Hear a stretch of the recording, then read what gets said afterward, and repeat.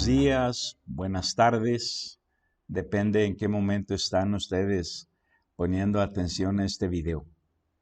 Mi nombre es Elías López y soy el pastor de la Iglesia Berea de Saltillo y también, por la gracia de Dios, ahora estoy pastoreando la Iglesia Cristiana Agua Viva en Loma Dorada, en Tonalá, Jalisco. Y pues ahora, la fecha de hoy para grabar, al estar grabando esta enseñanza, es miércoles 28 de junio. ¿Cuándo la van a mirar? Depende cuándo la editen y la suban, pero por la gracia de Dios sí la estarán mirando. Entonces, al estar mirando esta grabación, quiero darles o mencionarles que nos faltan 33 días para el encuentro misionero. Primero, que vean esto. Si la enseñanza, la predicación esta te es de bendición, compártela con otros. Búscanos en YouTube como Familia Berea México. Normalmente una vez que editamos y subimos la grabación, obviamente la subimos al YouTube, ponemos una liga en el Facebook y pues compártela. También se puede oír en el Spotify. Y ahora sí, la siguiente diapositiva es para mencionar que a partir de hoy faltan 33 días para nuestro 10º encuentro misionero. Les pido que oren, nosotros estamos orando por provisión y orando porque la gente de nuestra iglesia acá en Saltillo quiera abrir las puertas de su casa para hospedar a los que vayan a estar presentes. Y ahora sí, déjenme orar brevemente y entonces mostrarles la enseñanza de hoy. Dios, en el nombre de tu Hijo Jesucristo, llegamos a tu presencia y te damos gracias por esta oportunidad, donde nuevamente podemos tomar tu palabra y podemos compartirla con otros. Oramos en el nombre de nuestro Salvador Jesucristo. Amén. Pues les he estado hablando del libro de los Salmos y la última vez llegamos a la consideración del Salmo 10 y ahí les hablé de un acróstico con la palabra hombre. La idea me vino porque el último texto de ese Salmo 10 habla precisamente del hombre, el hombre de la tierra. Dice, para juzgar al huérfano y al oprimido, a fin de que no vuelva más a hacer violencia el hombre de la tierra. Así dice el texto, el Salmo 10, 18. Y les dije en su momento que la historia de la Biblia tiene que ver básicamente con dos hombres. El que viene de arriba, que es el Señor Jesucristo, y el hombre de la tierra. Y esto es una referencia al linaje humano, a la descendencia de Adán. En Juan 3:31, esto no lo ven en su pantalla, pero en Juan 3:31 dice, el que de arriba viene es sobre todos, el que es de la tierra es terrenal, y cosas terrenales habla. Al considerar el acróstico, hablando del hombre de la tierra, y les dije que hay 6 cosas que han caracterizado al ser humano, al hombre básicamente. El hombre ha vivido humillando a su prójimo. Así es como ha desarrollado su vida, humillando a su prójimo. En el Salmo 10:2 dice, con arrogancia el malo persigue al pobre, será atrapado en los artificios que ha ideado. También ha vivido ostentando el deseo de su alma. El Salmo 10:3 dice, porque el malo se jacta del deseo de su alma.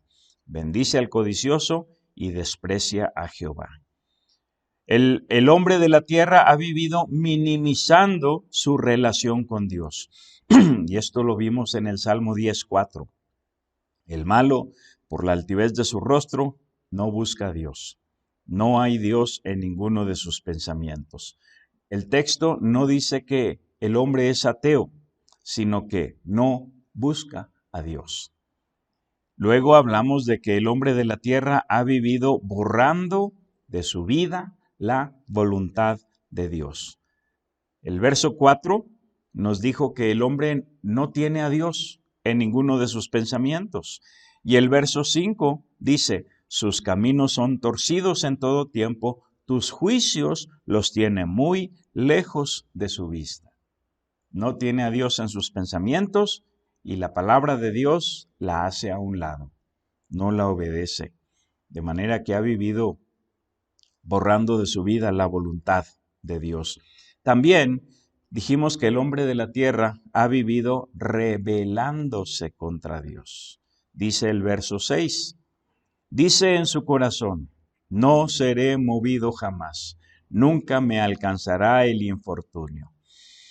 El hombre de la tierra piensa que jamás le irá mal, piensa que sus malas acciones jamás tendrán consecuencias negativas. Y por último, el hombre de la tierra ha vivido engañando a otros. Dice el verso 7, Salmo 10:7. Llena está su boca de maldición y de engaños y fraude. Debajo de su lengua hay vejación y maldad. El hombre de la tierra jamás bendice. Su boca está llena de maldición, de engaños y de fraude. Bueno, todo eso fue lo que hablamos la última vez que consideramos el Salmo 10. Hoy estamos nuevamente haciendo una pausa del libro de los Salmos y déjenme así brevemente les digo por qué. Me invitaron a una iglesia en San Luis para hablarles de las finanzas. Es una iglesia que cada 6 meses refrenda lo que llaman una promesa de fe. No es lo que hacemos en nuestra iglesia, pero es lo que ellos hacen y supongo que les ha funcionado. Y entonces, al hablar con ellos, les hablé de un método bíblico para las ofrendas misioneras. Un método bíblico para las ofrendas misioneras. Y para esto consideramos un pasaje de 1 Corintios capítulo 16, versículos 1 al 4. Capítulo 16, versos 1 al 4. Y ahí básicamente, les hablé de 5 cosas. Número 1, una protesta misionera, y lo vamos a ver en su momento. Una protesta misionera. Número 2, un precepto ministerial. Número 3, un plan metódico. Número 4, una profundidad misteriosa. Y número 5, un propósito misional. Ahora, antes de entrar en materia, quiero decirles que la primera carta a los Corintios fue escrita para corregir errores. Los corintios le habían preguntado a Pablo sobre diversas cuestiones y en esta carta hay 7 asuntos principales que Pablo aborda, dándoles respuesta a las preguntas que los corintios le habían planteado. Uno de los últimos asuntos que Pablo consideró fue el asunto en cuanto a la resurrección, en el capítulo 15, 1 Corintios 15. E inmediatamente en el capítulo 16, Pablo habla de ciertos asuntos financieros, una ofrenda que él estaba coordinando para ayudar a los santos pobres de Jerusalén. Ahora, todo el capítulo 16 trata de diferentes asuntos prácticos.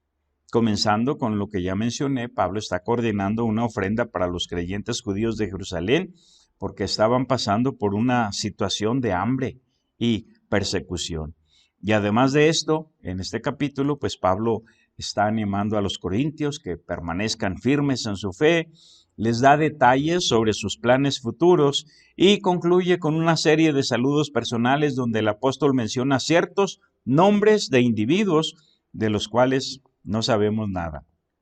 Sin embargo, la mención de esas personas y sus nombres nos sirven para recordarnos que el reino de Dios y la fe que profesamos no son tan solo una colección de conceptos abstractos e intangibles, sino que involucra la vida de personas e individuos tan reales como tú y como yo. Vamos a ver qué dice el texto Primera a los Corintios, capítulo 16, los versículos del 1 al 4. ¿Qué dice? En cuanto a la ofrenda para los santos, haced vosotros también de la manera que ordené en las iglesias de Galacia. Cada primer día de la semana, cada uno de vosotros ponga aparte algo según haya prosperado, para que cuando yo llegue no se recojan entonces ofrendas.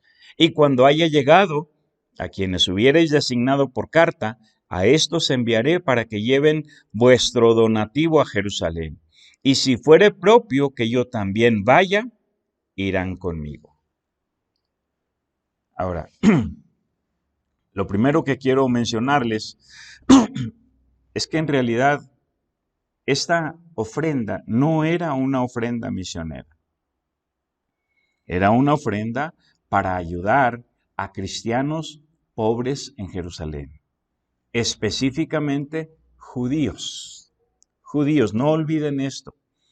Pablo está hablando con gentiles, personas que no son judías, está hablando con gentiles y está exhortándolos a recoger una ofrenda para ayudar a los judíos que se convirtieron a Cristo, judíos convertidos a Cristo, pero que por causa del hambre y la persecución habían quedado en extrema pobreza. Entonces Pablo considera que las iglesias gentiles deben ayudar a estos judíos pobres. De manera que no es una ofrenda para misioneros. No es una ofrenda propiamente dicho, ofrenda misionera. No es. Sin embargo, los principios que Pablo señala en este pasaje en cuanto a esta ofrenda, estos principios sí nos sirven para aprender un método bíblico para las ofrendas misioneras. Y lo primero que quiero que vean aquí en su pantalla en relación con esto, hablando de nuestra iglesia, es que la pandemia nos diezmó. Ahí pueden ver una fotografía, la pandemia nos diezmó y como referencia hay una niñita de vestido rosa, el rosita más claro. Esta niña se llama Jocelyn Ramos. Y pues yo creo que ahí tendría, no sé, unos 7 años, por decir algo, unos 7 años más o menos. Hoy esta niña ya cumplió 15. Si Dios permite, el próximo 22 de julio vamos a celebrar su quinceañera. Pero es para que tengan una idea. Miren la gente que había en ese tiempo. La pandemia nos diezmó, pero la pandemia no diezmó a Dios. La pandemia no afectó a Dios, porque Dios ha seguido siendo fiel al proveer para nuestros misioneros, para cada uno de ellos. Nosotros tenemos un compromiso espiritual, un compromiso con Dios, un compromiso espiritual, un compromiso moral, un compromiso ético con nuestros misioneros de enviarles ofrendas misioneras a cada uno de ellos. Pero en realidad ellos no dependen de nosotros como iglesia, ni individualmente. Ellos dependen de Dios. Sí, necesitamos ser responsables. No dejen de preocuparse, en el buen sentido, no dejen de preocuparse, no se relajen, no bajen la guardia, porque son nuestra responsabilidad. Pero en verdad, ellos dependen de Dios. Ahora, en la siguiente diapositiva, ustedes van a ver una captura de pantalla de una fotografía que le tomé a un pizarrón blanco. Y en este pizarrón blanco, el miércoles 21 de junio, el tesorero de nuestra iglesia nos daba este informe financiero. Y lo único que quiero destacar ahí es que para el miércoles 21 de junio estábamos con un déficit de 16,471 pesos. Era lo que nos hacía falta durante esa semana para cumplir con las ofrendas misioneras, con las ofrendas para cada uno de nuestros misioneros. Por la gracia de Dios, Dios suplió. Y cada semana Él lo hace. Y cada mes, mes tras mes, tras mes, tras mes. Démosle la gloria a Dios.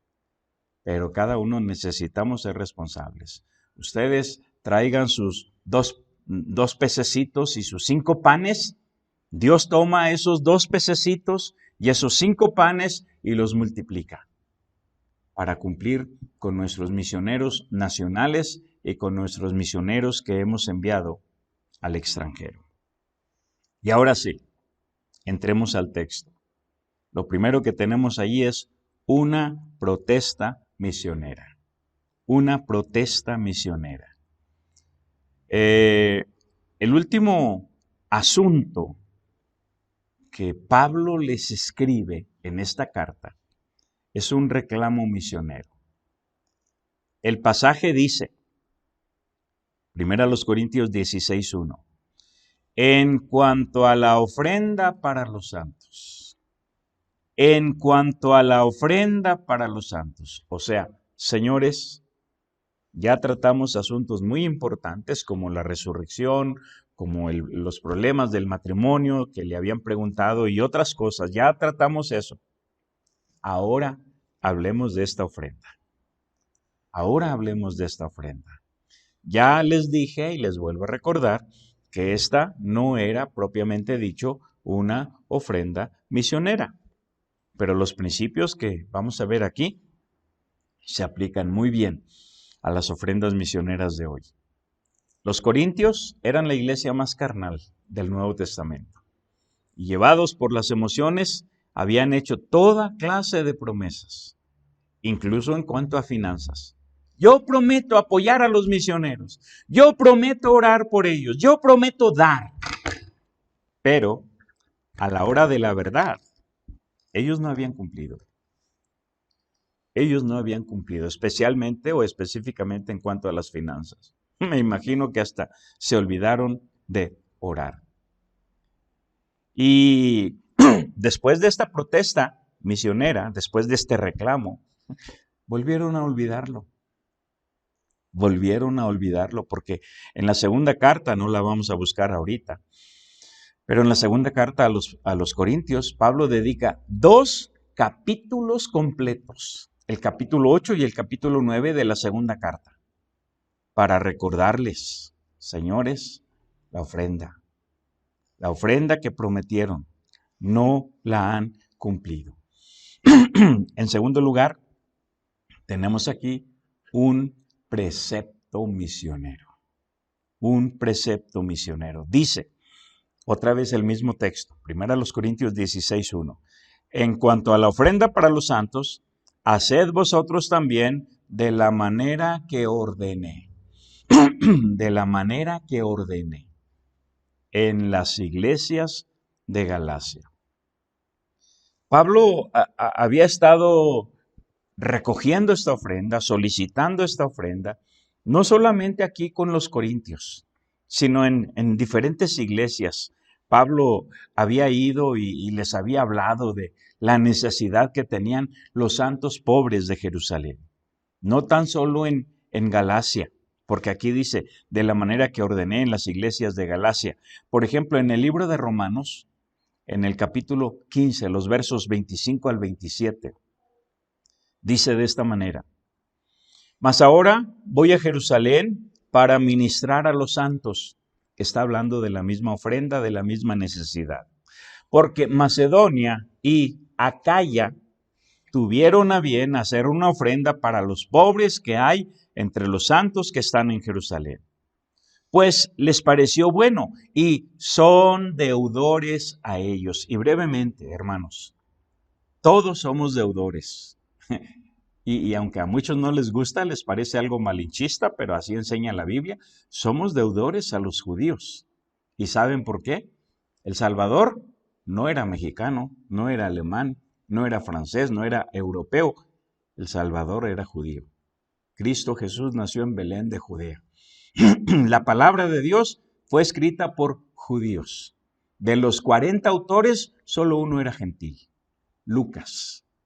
Pero todos los demás eran judíos.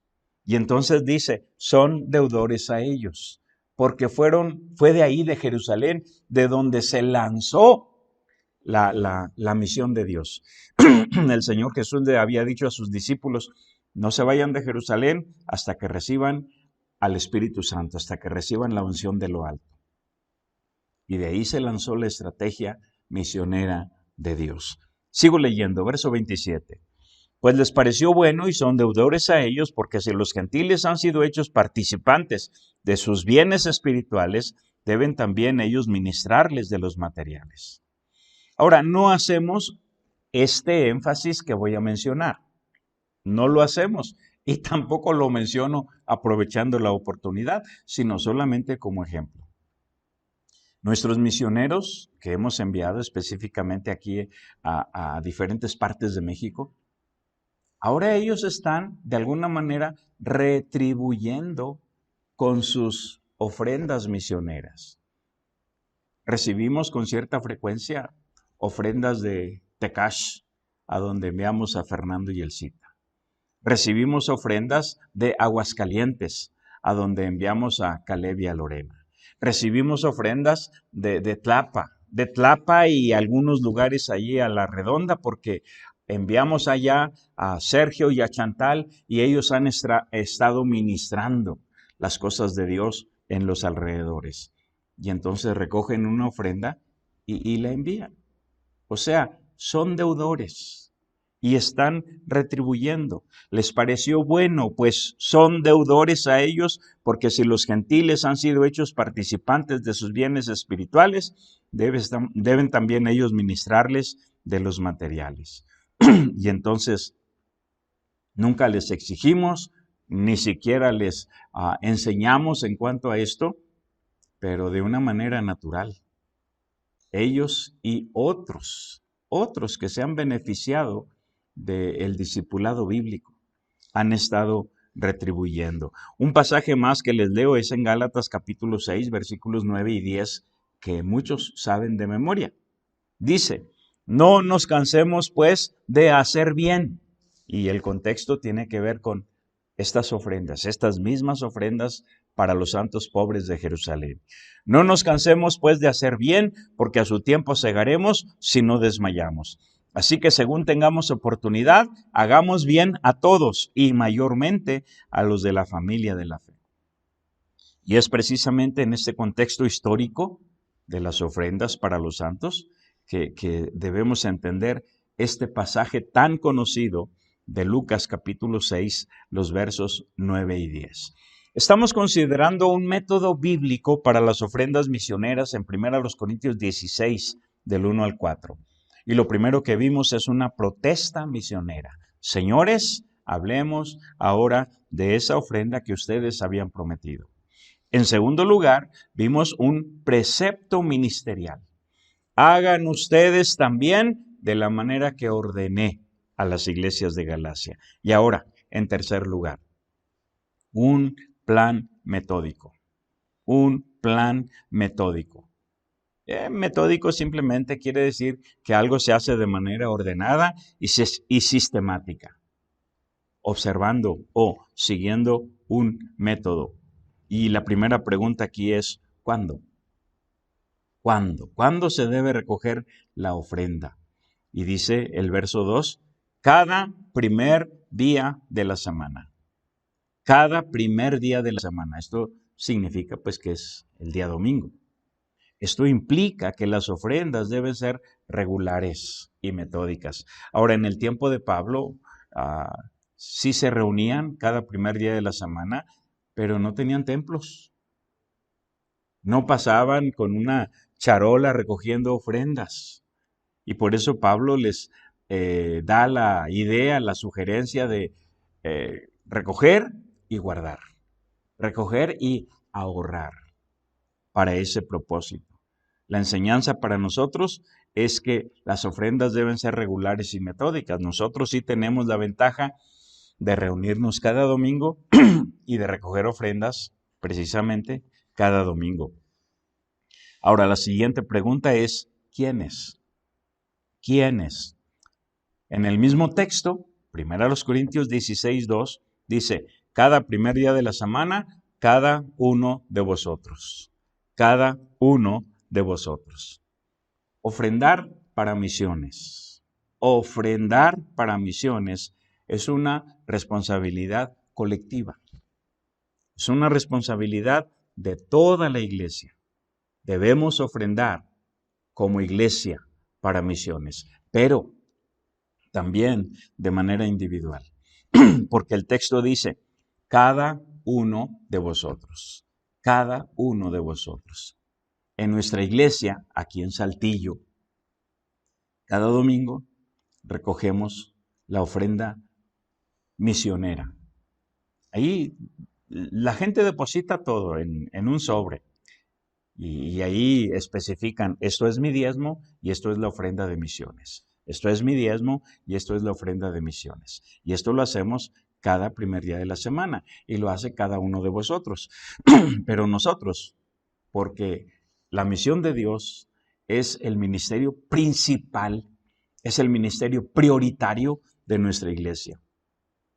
Nosotros, cada primer domingo del mes, todo lo que se recoge, ofrendas y diezmos, todo lo que se recoge, todo va para misiones.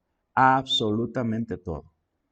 Aparte de que cada semana, cada uno de los miembros de la iglesia está trayendo sus ofrendas para misiones, todo lo que recogemos el primer domingo del mes, todo, absolutamente, va para misiones.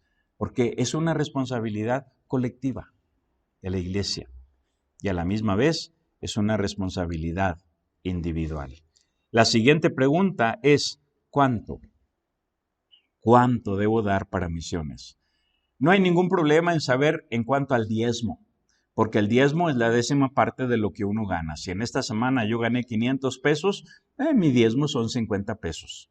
Si gané 5,000 pesos, mi diezmo son 500 pesos. Así, tan sencillo.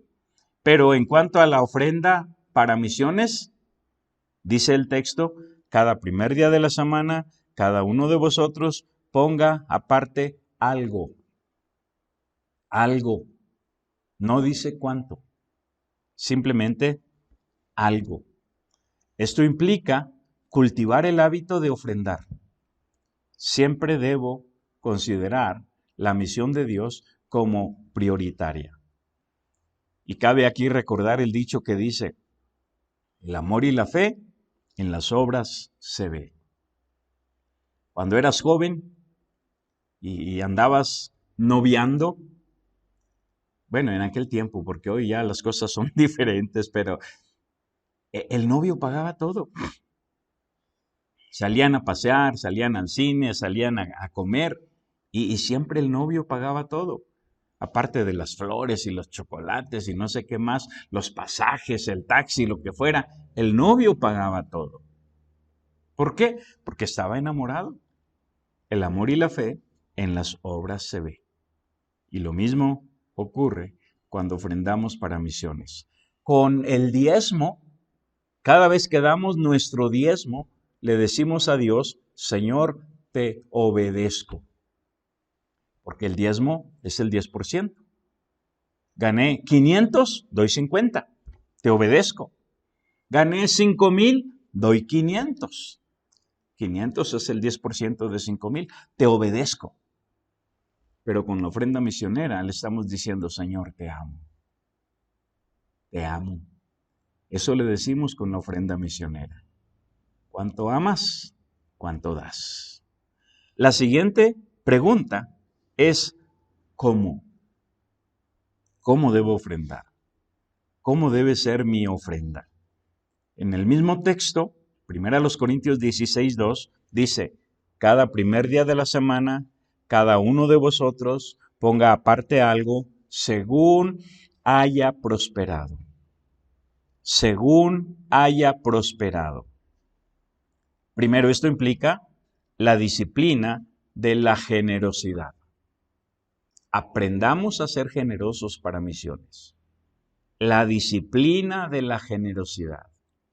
Gané poquito, me voy a esforzar por dar poquito. Gané mucho, me voy a esforzar por dar mucho.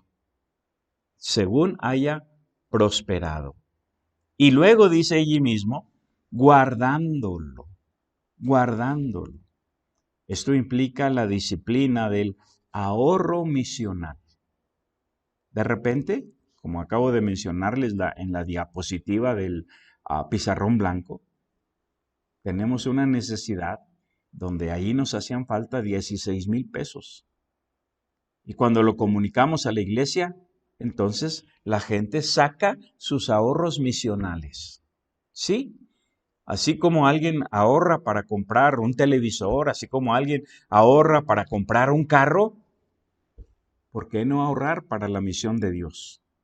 Y cuando sabemos de una necesidad específica, ahí está mi amor por Dios, mi aportación. De manera que esto implica la disciplina de la generosidad y la disciplina del ahorro misional. Estamos considerando un método bíblico para las ofrendas misioneras. Hablamos primeramente de una protesta misionera. Señores, hablemos ahora de esa ofrenda que ustedes habían prometido. En segundo lugar, un precepto ministerial. Hagan ustedes también de la manera que ordené en otras iglesias. En tercer lugar, un plan metódico. ¿Cuándo? Cada primer día de la semana. ¿Quiénes? Cada uno de vosotros. ¿Cuánto? Ponga aparte algo. ¿Cómo? Según haya prosperado, guardándolo, para traerlo cada primer día de la semana. Y ahora, en cuarto lugar, hablemos de una profundidad misteriosa. Una profundidad misteriosa. Dice nuevamente el mismo texto. Cada primer día de la semana, cada uno de vosotros ponga aparte algo según haya prosperado, guardándolo para que cuando yo llegue no se recojan entonces ofrendas. En el libro de Miqueas, capítulo 6 y versículo 8, voy a leer los versículos 6, 7 y 8, y el énfasis estará en el verso 8. Pero en Miqueas 6, 8, Dios nos pide hacer justicia. Y si tú quieres hacer justicia, debes aprender esto. Les voy a mostrar que la ofrenda misionera es una ofrenda de justicia. Les voy a mostrar que la ofrenda misionera es una ofrenda de justicia. Comenzando en el verso 6, Miqueas 6:6, dice: ¿Con qué me presentaré delante de Jehová y adoraré al Dios Altísimo? ¿Me presentaré ante él con holocaustos, con becerros de un año? ¿Se agradará Jehová de millares de carneros o de 10,000 arroyos de aceite? ¿Daré mi primogénito por mi rebelión y el fruto de mis entrañas por el pecado de mi alma? Oh hombre, él te ha declarado lo que es bueno, y ¿qué pide Jehová de ti? Solamente hacer justicia y amar misericordia y humillarte ante tu Dios. Hacer justicia. Ahora, si recuerdan la última palabrita, 1 Corintios 16:2, es la palabrita ofrendas. Ofrendas.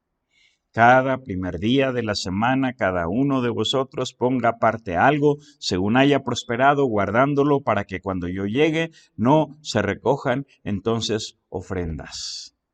La palabra ofrendas, que se usa aquí en 1 Corintios 16:2, se traduce de la palabra griega logía, la cual significa ofrendas, contribuciones, colectas.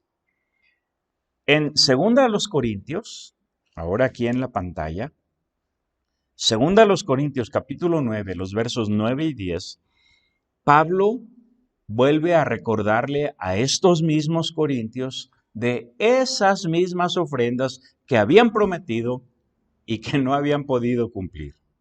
Les dije que Pablo dedicó 2 capítulos completos para hablarles y recordarles de esta ofrenda. Capítulo 8 y capítulo 9. En los versículos 9 y 10, Pablo les vuelve a recordar su falta de cumplimiento de las promesas financieras que habían hecho.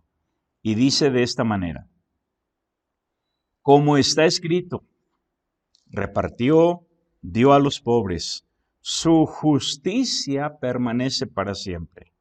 Y el que da semilla al que siembra y pan al que come, proveerá y multiplicará vuestra sementera y aumentará los frutos de vuestra justicia. Notemos 2 veces la palabra justicia en el verso 9. Su justicia, hablando de la justicia de Dios. Y en el verso 10, vuestra justicia, hablando de la justicia del hombre. Ahora, el verso 9 dice, como está escrito.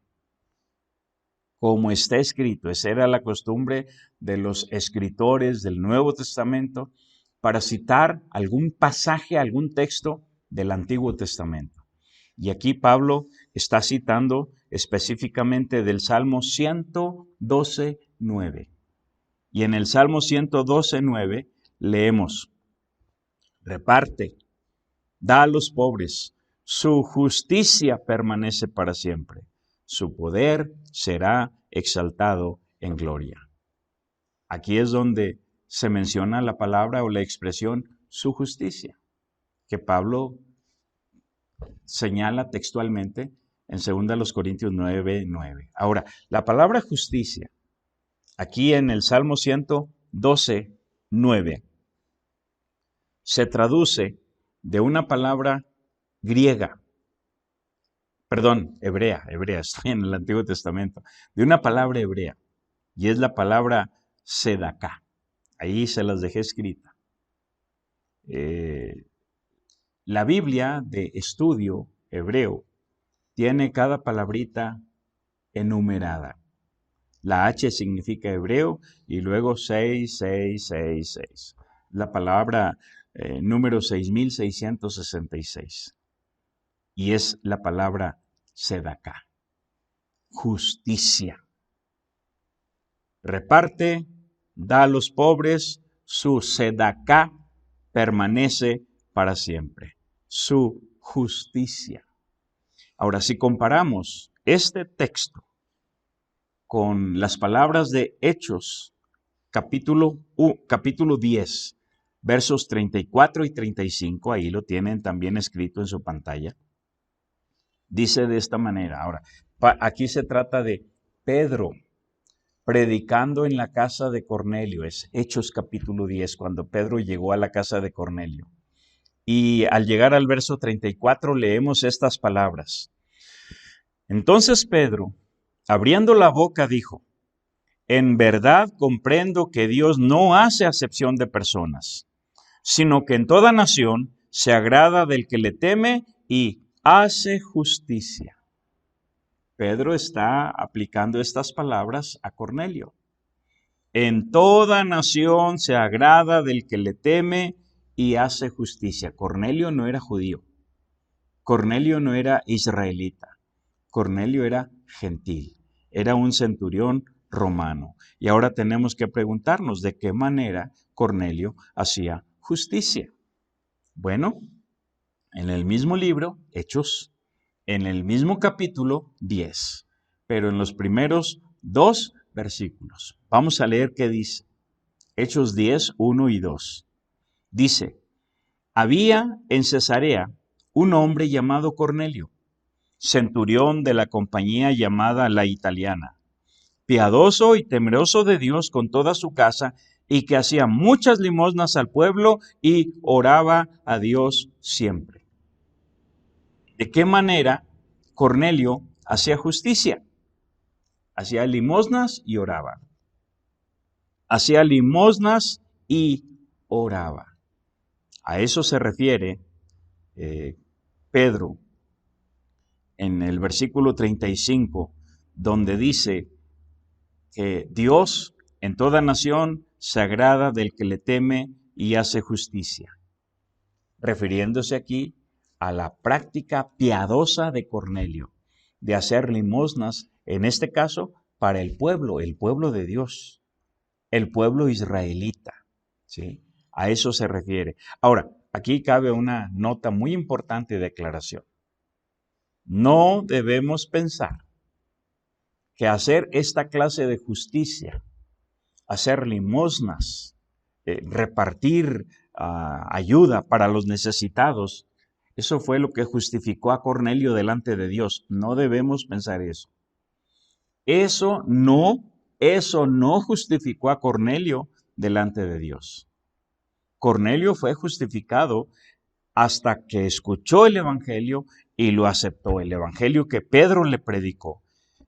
Y cuando aceptó el Evangelio, entonces recibió la justificación de vida que se menciona en Romanos 5, 18 y 19, que aquí les puse en la pantalla. Hay que leerlo, dice de esta manera. Así que, como por la transgresión de uno vino la condenación a todos, vino la condenación a todos los hombres, de la misma manera, por la justicia de uno, vino a todos los hombres la justificación de vida. Porque así como por la desobediencia de un hombre los muchos fueron constituidos pecadores, así también por la obediencia de uno los muchos serán constituidos justos. Si nos detenemos aquí un momento, muy breve momento. La condenación vino a todos por la transgresión de uno, Adán. Por causa de Adán, todos hemos heredado esa misma naturaleza y todos estamos bajo condenación. Pero la justificación de vida vino a todos los hombres exclusivamente por la justicia de uno, el Señor Jesucristo.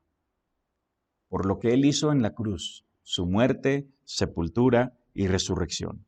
De manera que todos fuimos constituidos pecadores por la desobediencia de Adán. Y noten, no dice, todos serán constituidos justos. Noten bien, no dice, todos serán constituidos justos. Dice, muchos serán constituidos justos. Leo el verso 19 nuevamente. Porque así como por la desobediencia de un hombre los muchos fueron constituidos pecadores, así también por la obediencia de uno los muchos serán constituidos justos. Todos estamos bajo condenación. Muchos serán justificados por causa del Señor Jesucristo, los que creen en Él, los que le aceptan como su Salvador personal. De manera que Cornelio no fue justificado delante de Dios por las limosnas que hacía, por la ayuda a los necesitados. Pero el Señor se agradó de su justicia. Se agradó de sus limosnas que hacía para el pueblo. Por lo tanto, en este sentido, la ofrenda misionera es una ofrenda de justicia. Es una ofrenda de justicia. Regresando allí a 1 Corintios 16:2, no se trata de competir con otras personas. A ver quién da más. No se trata de eso. Dice el texto, cada primer día de la semana, cada uno de vosotros ponga aparte algo según haya prosperado. No es una competencia. Y vamos a aprender en un momento más que lo que necesitamos para dar no son riquezas, sino la gracia de Dios. La gracia de Dios, según haya prosperado. Ahora, ¿qué dijo el Señor Jesús en Mateo 6:1? Aquí en la pantalla ustedes tienen Mateo 6:1 y 2. ¿Qué dijo el Señor? Guardaos de hacer vuestra justicia delante de los hombres. Noten bien esto. Hay una versión de estudio traducida al español, ¿verdad? Hebrea. Se llama Kadosh. Y dice, guardaos de hacer vuestra sedecá, o sea, vuestra justicia, delante de los hombres, para ser vistos de ellos. De otra manera no tendréis recompensa de vuestro Padre que está en los cielos. Cuando pues des limosna, vuestra justicia, limosna, Cornelio hacía limosnas, Pedro dijo que el Señor se agradó de su justicia. Guardaos de hacer vuestra justicia. Cuando pues des limosna, no hagas tocar trompeta delante de ti como hacen los hipócritas en las sinagogas y en las calles para ser alabados por los hombres. De cierto os digo que ya tienen su recompensa. De manera que cuando el Señor Jesús habla de vuestra justicia, ¿a qué se refiere? A la ayuda para los necesitados, a las limosnas en este caso. De manera que de verdad quieres hacer justicia como lo pide Miqueas 6:8, entonces aprende a ofrendar para misiones. Aprende a ofrendar para misiones. La ofrenda misionera es una ofrenda de justicia. Los judíos consideraban tzedaká lo que daban a los pobres. Era una ofrenda de justicia. Ahora, la palabra limosnas que leemos en diferentes textos de la Biblia, como lo que acabamos de ver en Mateo 6:2, cuando tú des limosna, es muy diferente a lo que en nuestros días y en nuestro contexto cultural llamamos limosnas. No es lo mismo. Sin embargo, ¿alguien se acuerda cómo se le llamaba a los que pedían algunas monedas por la calle? Se les llamaba pordioseros. ¿Por qué? Porque lo pedían por Dios. Por Dios te lo pido. Por eso se les llamaba pordioseros. ¿Y qué era lo que pedían? ¿Qué era la palabra que usaban? Una caridad. Una caridad. ¿Y qué significa la palabra caridad? Amor. Amor. Una caridad por el amor de Dios. Era lo que pedían. Entonces, regresando a nuestro texto, bueno, vamos directamente a 2 Corintios capítulo 8. Porque lo que quiero mostrarles es que no necesitamos riquezas. Necesitamos un don de parte de Dios que se llama el don de la gracia de dar. La gracia de dar. Las ofrendas misioneras son un don de gracia. Y es por eso que son una manera, no la única, son una manera de hacer justicia. Ya les dije que Pablo ocupó 2 capítulos completos para recordarle a los corintios que ellos no habían cumplido, que ellos habían faltado a su promesa financiera. Y son los capítulos 8 y 9 de 2 Corintios. Pero ahora vamos a ver lo que dice aquí en el 8:1. 2 Corintios 8:1. Asimismo, hermanos, os hacemos saber la gracia de Dios que se ha dado a las iglesias de Macedonia. La gracia de Dios. La gracia para dar. Las iglesias de Macedonia, ustedes lo leen despacio en su casa, eran pobres. Pobres en toda la extensión de la palabra. Pero dieron más que los ricos. Dieron más que los demás. No tenían riquezas. Tenían la gracia de Dios en sus vidas. El verso 8, capítulo 2 Corintios 8:9. Y ahí no se los puse en la pantalla. Lo van a tener que hacer una pausa quizá o buscarlo más tarde. Dice, porque ya conocéis la gracia de nuestro Señor Jesucristo, que por amor a vosotros se hizo pobre siendo rico, para que vosotros con su pobreza fueseis enriquecidos. La gracia de dar. Lo que hemos recibido de Dios, la salvación y todo lo demás, nos ha venido por gracia. No lo merecemos, pero Dios quiso darlo por gracia. Nuestros misioneros y otras personas a las que podamos ayudar, quizá no merecen la ayuda, pero nosotros la queremos dar por gracia, por la gracia de Dios. Dice aquí en el capítulo 9, versículo 8, misma carta, segunda a los Corintios 9, 8. Y poderoso es Dios para hacer que abunde en vosotros toda gracia. ¿Para qué necesitamos la gracia? Para dar, para ofrendar para misiones. Poderoso es Dios para hacer que abunde en vosotros toda gracia, a fin de que teniendo siempre en todas las cosas todo lo suficiente, abundéis para toda buena obra. O sea que de esta manera podamos ofrendar generosamente. Estamos considerando un método bíblico para las ofrendas misioneras. Y lo primero que vimos fue una protesta misionera. Señores, hablemos ahora de esa ofrenda que ustedes habían prometido. En segundo lugar, consideramos un precepto ministerial. Hagan ustedes también de la manera que ordené. En tercer lugar, un plan metódico. ¿Cuándo? Cada primer día de la semana. ¿Quiénes? Cada uno de vosotros. ¿Cuánto? Ponga aparte algo. ¿Cómo? Según haya prosperado, guardándolo. Procura hacer un ahorro misional. Y en cuarto lugar, hablamos de una profundidad misteriosa. Por comparar la Escritura con la Escritura, hemos aprendido que la ofrenda misionera es una manera de hacer justicia. Miqueas 6:8 dice, ¿qué pide Jehová de ti? Hacer justicia. ¿Quieres hacer justicia? Aprende a ofrendar para misiones.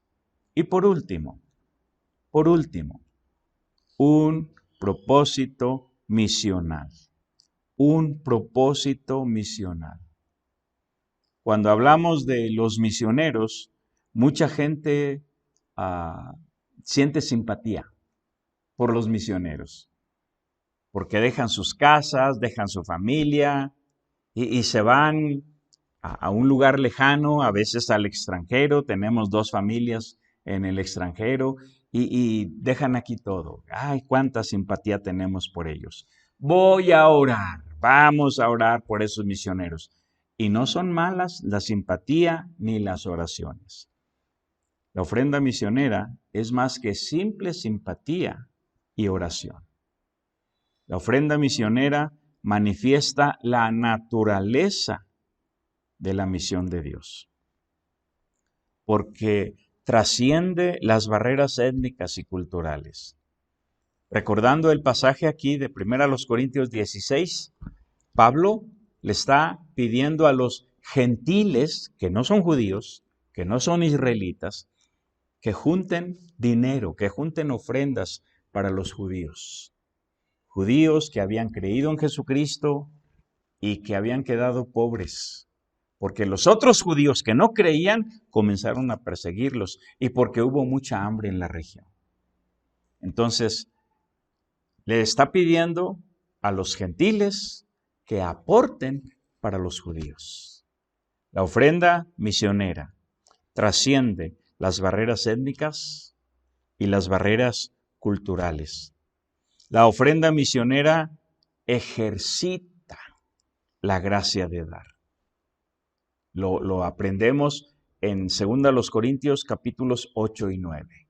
No necesitamos riquezas, necesitamos gracia, la gracia de Dios para dar. Y la ofrenda misionera manifiesta el amor de Dios. Sí, manifiesta el amor de Dios.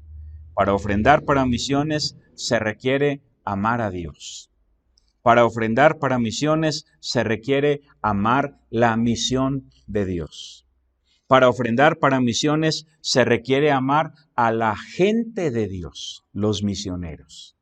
Y para ofrendar para misiones se requiere amar a la gente perdida, a la gente sin Cristo. Porque esos misioneros a los que estemos apoyando en el extranjero o en otro estado de nuestra república, ellos llevarán el evangelio, las buenas nuevas de salvación para esa gente que está perdida. Entonces se requiere amar a Dios, se requiere generosidad, lo cual implica la gracia de dar. y se requiere disciplina. La misma disciplina que hemos aprendido aquí, en 1 Corintios capítulo 16, los versículos del 1 al 4. ¿De qué hablamos en este pasaje? Número 1, les hablé de una protesta misionera. Señores, hablemos ahora de esa ofrenda que habían prometido. Número 2, les hablé de un precepto ministerial. Señores, hagan ustedes también como ordené en otras iglesias. Número 3, les hablé de un plan metódico. ¿Cuándo se debe ofrendar? Cada primer día de la semana. ¿Quiénes? Cada uno de vosotros. ¿Cuánto? Ponga aparte algo. ¿Cómo? Según haya prosperado, guardándolo. Número 4, les hablé de una profundidad misteriosa.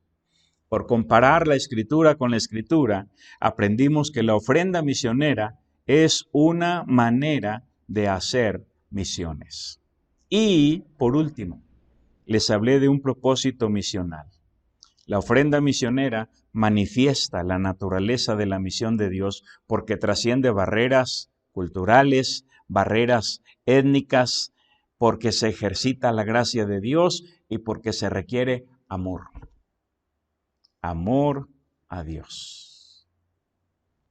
No olviden, por favor, seguir orando y ofrendando para la obra de Dios, para nuestros misioneros. Gracias. Gracias por los que han cumplido y se han estado preocupando y ocupando de esto.